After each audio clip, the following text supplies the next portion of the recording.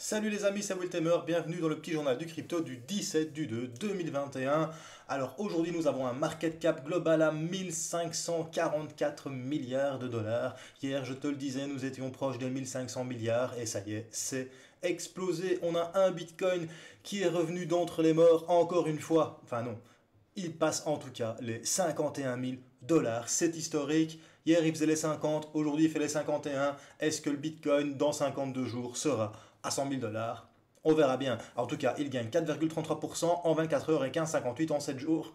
Alors, on a Ethereum qui repasse au-dessus de 1800 dollars avec 2,40%. On a le Polkadot qui se maintient toujours au-dessus du Cardano avec 4,08%. Cardano 0,87%. Ripple 4,18% en plus. Et on a le Binance Coin qui te fait 18,49%. C'est un truc de fou, mais c'est normal, on a presque atteint les 30 millions de Binance Coin bloqués sur la Binance Smart Chain. Alors il y a le Litecoin aussi qui nous fait 7,54%, le Bitcoin Cash 2,50% et le Chainlink 1,26%. En top gagneur ce jour, nous avons le PancakeSwap qui te fait 40,45%. Maintenant, tracasse que je sais pourquoi le PancakeSwap, il explose.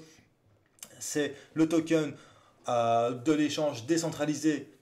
Troisième sur Binance Smart Chain. D'ailleurs, je me suis mis à la défi. Il va falloir que je vous fasse des petits tutos par rapport à ça. On a IOST, concurrent d'IOTA, qui fait 33,83%. Et on a Venus aussi, un exchange décentralisé sur la Binance Smart Chain qui nous fait 30,34%. C'est plutôt sympathique. On a Horizon qui te fait quand même 27,10% à 74,89 dollars. C'est plutôt beau, n'est-ce pas mon petit monsieur TK?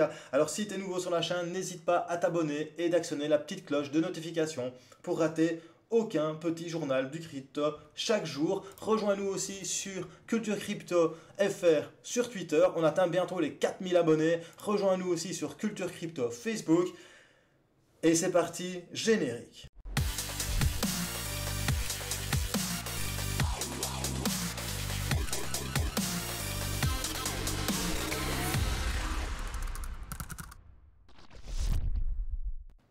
Alors la news du jour, ça se passe sur culturecrypto.fr, c'est BlackRock, le plus grand gestionnaire d'actifs au monde, va investir dans les contrats à terme Bitcoin. Et ça, c'est quand même du lourd. BlackRock, c'est pas moins que le plus grand gestionnaire d'actifs au monde. 7,81 milliards de dollars sous gestion part à la conquête du Bitcoin. La société a déposé auprès de la Security and Exchange Commission aux États-Unis de ces fonds afin de pouvoir y intégrer le Bitcoin. C'est lors d'une interview avec CNBC que Rick Reader affirme que la diversification dans les actifs tels que les crypto-monnaies a du sens car les couvertures traditionnelles comme les taux d'intérêt ne fonctionnant plus. Cela dit, Reader a refusé de spécifier quel pourcentage de son portefeuille devrait être conservé dans les crypto-monnaies phares. BlackRock rejoint donc plusieurs autres sociétés de gestion d'actifs qui investissent dans le Bitcoin, notamment les gestionnaires de fonds britanniques Refirst et Skybridge.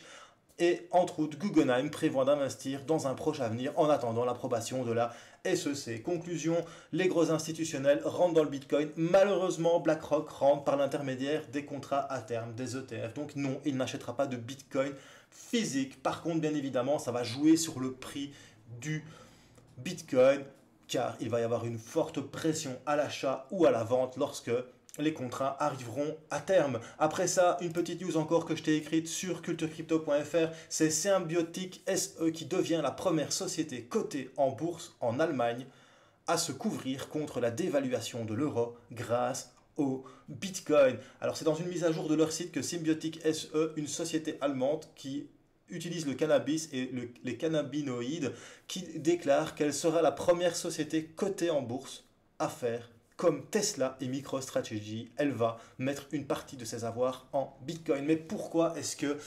Symbiotic SE a décidé de mettre de l'argent et pourquoi Tesla et MicroStrategy ont fait aussi ce choix? C'est pas compliqué. Il est clair qu'avec la crise économique que nous traversons actuellement, la BCE, la Banque Centrale Européenne, ou alors le Trésor américain, ont émis énormément de monnaie, ce qui entraîne une dévaluation de celle-ci. La valeur intrinsèque de l'euro ou de dollar se voit forcément déprécier de plus en plus. Plus on imprime, plus la valeur chute. Car ne l'oublions pas, les amis, cette monnaie qu'on appelle fiat n'est plus adossée à un étalon. Avant, c'était adossé à l'or. Maintenant, cette monnaie fiat est adossée à la dette. C'est pourquoi, afin de protéger ses capitaux de l'érosion monétaire, la société Symbiotic SE a décidé de protéger une partie de son capital en le convertissant en Bitcoin. On peut lire ceci sur leur annonce. Compte tenu d'une augmentation excessive de la masse monétaire dans les zones euro et USD, une dévaluation massive de la monnaie fiduciaire est légitime. La société de cannabis Symbiotic SE est donc en passe de devenir la première société cotée en Allemagne à se couvrir contre la dévaluation de l'euro avec Bitcoin. Par conséquent, Symbiotic SE a commencé à transférer une partie de sa liquidité en Bitcoin.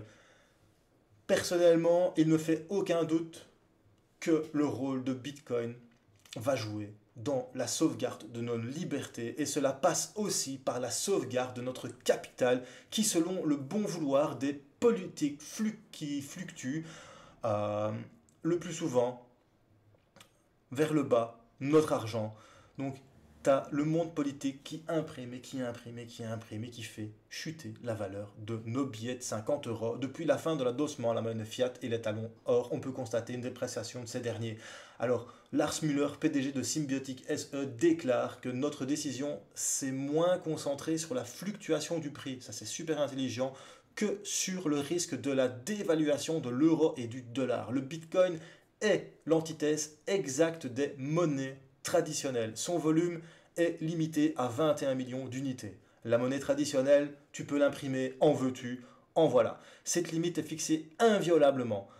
Ce que l'organisation décentralisée de la crypto-monnaie et le caractère inviolable de la blockchain garantissent à leur tour. Pour cette raison, nous avons plus confiance à long terme dans le Bitcoin qu'en euros ou au dollar, ou une institution centrale influencée par les politiciens pouvant augmenter la masse monétaire de manière incommensurable. De plus, le secteur du cannabis en particulier a eu des expériences très positives avec le Bitcoin en tant que moyen de paiement simple et numérique. Plusieurs filiales de Symbiotic acceptent déjà les paiements en Bitcoin en plus des paiements en euros. Personnellement, je pense qu'en lisant ce genre de déclaration, nous pouvons dire que nous avons choisi une vraie alternative à la paupérisation systémique du système monétaire actuel. Le Bitcoin n'est pas que là pour te faire gagner de l'argent. Le Bitcoin est le bouclier que nous dressons face aux politiciens qui veulent paupériser la population afin de mieux la contrôler. Ça, c'est ce que Will Tamer y pense encore une fois. Bien évidemment, c'est ma chaîne, je suis un petit peu plus subjectif qu'objectif, mais je ne suis pas le seul à le dire et ça me fait super plaisir. Alors, à côté de ça, tu as la société britannique de jet privé qui affirme que 19% de ses billets sont achetés via Bitcoin. Tu m'étonnes quand tu sais qu'il y a quand même quelques whales qui possèdent plus de 5000 Bitcoins. Ça ne la dérange pas de faire un petit voyage en taxi volant privé en payant en crypto-monnaie. Alors aussi, il y a Dubaï qui accepte maintenant dans sa zone franche les paiements en Bitcoin, Ether et stablecoin Tether. Et ça, c'est plutôt sympa de pouvoir payer aux Émirats Arabes Unis avec tes crypto-monnaies. Rien à dire.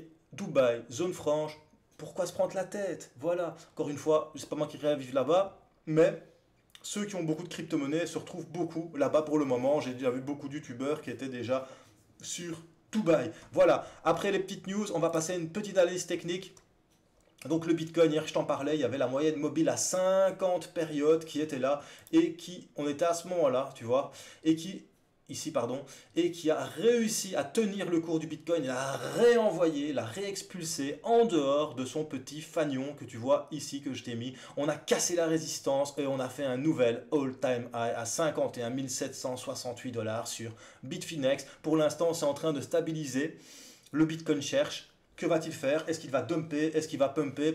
Est-ce qu'il va revenir faire un petit crochet par cette résistance devenue support pour repartir vers des nouveaux plus hauts? N'oubliez pas ce que je vous ai expliqué hier, les amis. Il a fallu 52 jours au Bitcoin pour passer de 25 000 à 50 000 $. Est-ce qu'il va lui falloir 52 jours pour passer de 50 000 à 100 000 $? Ça, c'est toute une histoire dont nous débattrons pendant ces 52 prochains jours. Voilà, c'était Will Tamer pour le petit journal du crypto. Si t'as bien aimé, un petit pouce bleu. Si t'as pas aimé, un petit pouce rouge. Et surtout, bro, n'oublie pas, mets des commentaires, partage un max et choose life, choose freedom. et choose Bitcoin. Peace les bros.